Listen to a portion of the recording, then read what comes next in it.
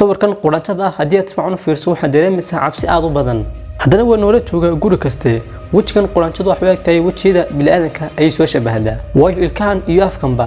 iyo wajiganba inkastoo waxaan inay ilkihiin iyo in kala baan la qaanin iyo wax midabkan u yeelay inkastoo la xaqiijin karin haddana waxaan waa waji quraanto oo Microsoft lagu eegay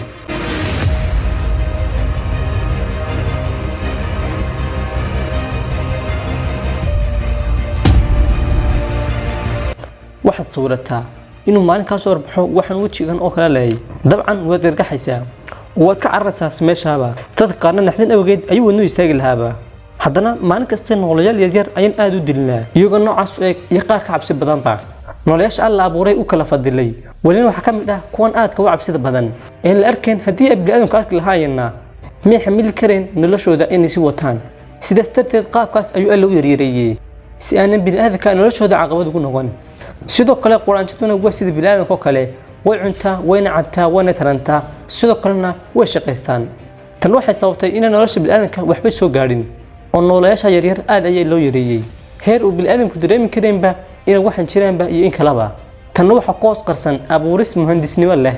kaliya xayawaanadna wax arki kara dadka aad ugu indhandheeya ama aad ugu fiirsada waxyaabaha hoostooda maraya quraanjooyinkan tirada badan leh iyo qaar kale arkaynba sida alla quraankiisa ku sheegay وقرمو لميد بلادنك حق مدهانيو يحق إنه الأهانبا واللميد سيدو كلا قرآن واحد منو شيء إن القرآن هذا الشيء إن كستو هدين الفهم كرين لغة دكوا لان قرآن توين كأي حيوان دبا نبي سليمان أيها قف كليته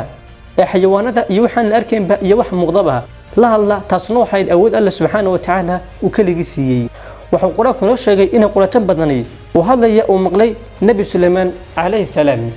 سيدو كلا الله سبحانه وتعالى وحق قرآن كيس كل يهي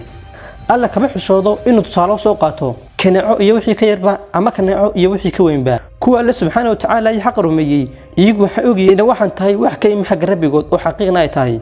laakiin kuwii xaq ka gaaloobay waxa dhahan muxuu alla uga dan leeyahay tusaalahan waa kanacada ka su'aala subhanahu wa ta'ala uu jawaabay yiri tusaalahan wax kullu min dad aad u badan waxaan ku soo adeena tusaalahan yarna dad aad u badan waxaan tusaalahan alla kulmiya dadka faasiqiinta oo kaliya suuratul baqara aayada 16